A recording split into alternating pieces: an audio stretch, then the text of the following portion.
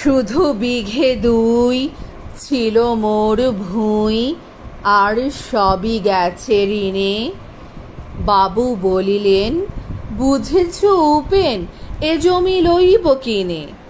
কহিলাম আমি, তুমি ভূস্বামী, ভূমির অন্ত নাই। চেয়ে দেখো মোর, আছে বড় জোর মরিবার মতো ঠাই। শুনি রাজা কহে, বাপু জানো তো হে, করেছি বাগানখানা, পেলে 2 বিঘে, প্রস্থে ও দীঘে সমান হইবে টানা, ওটা দিতে হবে।